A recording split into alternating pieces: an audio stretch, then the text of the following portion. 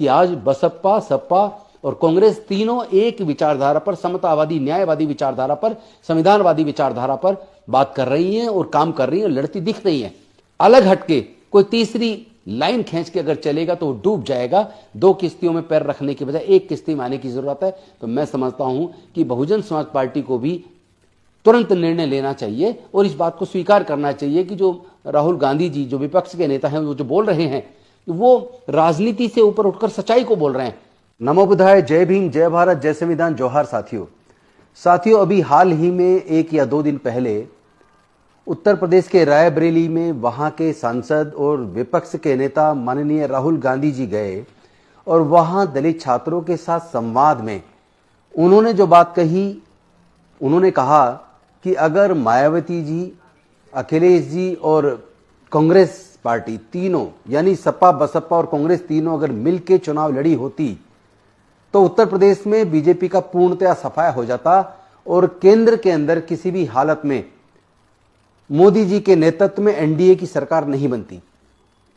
इस संदर्भ में मेरी भी स्पष्ट राय है, क्योंकि इसका असर और इस गठबंधन का असर केवल उत्तर प्रदेश के चुनाव पर नहीं हुआ होता, बल्कि जब गठबंधन होता तो मध्य प्रदेश, छत्तीसगढ़, महाराष्ट्र, हरियाणा, आसपास के तमाम राज्य, यहां तक कि बिहार, इन तमाम राज्यों में उस चुनाव का असर हुआ होता।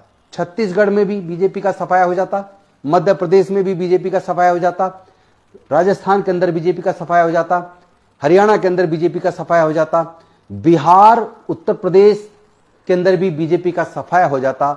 मैं समझता हूं कि आज राहुल गांधी जी ने जो स्वीकार किया है, जो बात बोली है, उसका किसी को बुरा नहीं मानना चाहिए और बसपा नेतृत्व को भी इस बात को समझना चाहिए कि लड़ाई विचारधारा की है।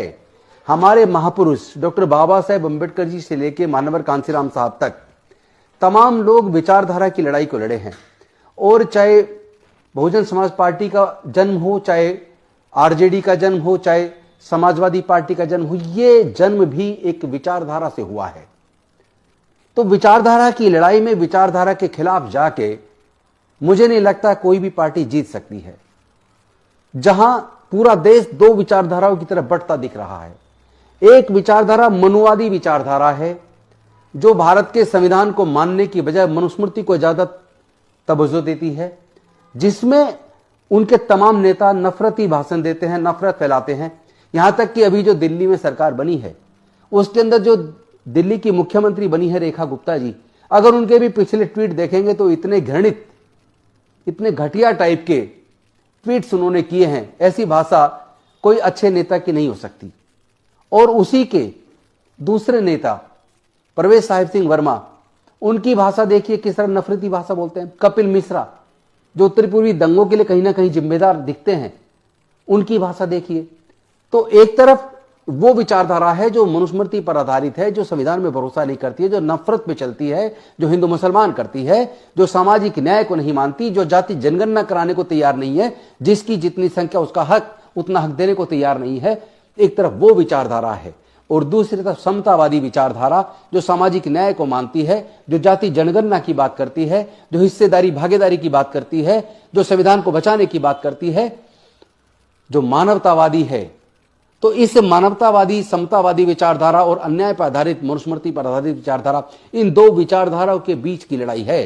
इस लड़ाई में तमाम पार्टियों को तय करना होगा कि अगर आपको मनुवादी विचारधारा को, नफरत को हराना है तो मोहब्बत से हरा सकते हैं। और वो मोहब्बत की विचारधारा मैं समझता हूं जो संविधान में भरोसा करती है, सामाजिक न्याय में भरोसा करती है, जिसका जितना संख्या उसका उतना हक, जो उस बात में भरोसा करती है, उन तमाम दलों को इस विचारधारा के साथ एकजुट होने की जरूरत है। अगर आप बटे रहे तो जो उनका नारा था ना, बटोगे तो कटोगे, वो नारा सही साबित होगा।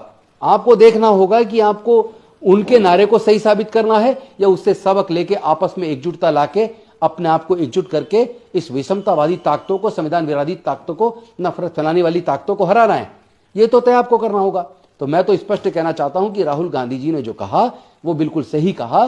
तो मैं समझता हूं इस बीच अलग हटके कोई तीसरी लाइन खींच के अगर चलेगा तो वो डूब जाएगा। दो किश्तियों में पैर रखने की बजाय एक किश्ती में आने की जरूरत है। तो मैं समझता हूं कि बहुजन समाज पार्टी को भी तुरंत निर्णय लेना चाहिए और इस बात को स्वीकार करना चाहिए कि जो राहुल गांधी जी जो विपक्ष के नेता हैं वो जो बोल रहे हैं वो राजनीति से ऊपर उठकर सच्चाई को बोल रहे हैं कि इस न्याय की लड़ाई में आपको एकजुट हुए बिना आप उस ताकत को जो पूरे शासन तंत्र का साम दाम दंड भेद पैसा धन बल बाहुबल मीडिया बल तमाम तरह की शक्तियों का इस्तेमाल करके किसी भी सूरत में इस देश पे कब्जा करना चाहती है, संसाधनों पे भी और सत्ता पे भी, तो उसको हराने के लिए अगर आप एक विचारधारा वाले लोग एकजुट नहीं होते तो आप उसको नहीं हरा पाएंगे। उसको हराने के लिए आपको सबको एकजुट होकर संविधान को केंद्रित करते हुए, सामाजिक न्याय को केंद्रित करते हुए मजबूती के साथ लड़ाई लड़नी होगी। और पूरे 5 साल चुनाव के टाइम पे आके नहीं, अभी से आपको अगले चुनाव की तैयारी में जुट जाना चाहिए। नीचे कैडर निर्माण करना चाहिए, कार्यकर्ताओं को कैडर देना चाहिए, बूथ मैनेजमेंट को मजबूत करना चाहिए, एक एक घर पहुंचना चाहिए और उनको बताना चाहिए कि संविधान आपको क्या देता है और इस सत्ता ने संविधान में दिए हुए आपके अधिकारों को किस तरह छीन लिया है। और सामाजिक न्याय की जो बात होती है जिसमें प्राकृतिक संसाधनों में आपकी हिस्सेदारी भागीदारी जिसको संविधान कहता है, वो हिस्सेदारी भागीदारी आपको नहीं मिल रही है। तमाम पूंजीवादी लोग, पूंजीपति लोग उस पर कब्जा करके बैठ गए हैं। केंद्र की सत्ता उन पूंजीपति लोगों के इशारे पे काम करती है। उनको हराने के लिए आपको सबको एक एक घर जाकर लोगों को जागरूक करना होगा, संविधान के मूल्यों को समझाना होगा और उनका हक क्या बनता है संविधान के द्वारा और कौन उनके हक को छीन रहा है ये बात भी समझानी पड़ेगी। तब कहीं जाकर आप इस मनोवादी विचारधारा को हरा पाएंगे। बहुत बहुत धन्यवाद। आप प्लीज अपने कमेंट बॉक्स में जरूर लिखिए। धन्यवाद। नमो बुद्धाय। जय भीम, जय भारत, जय संविधान, जोहार।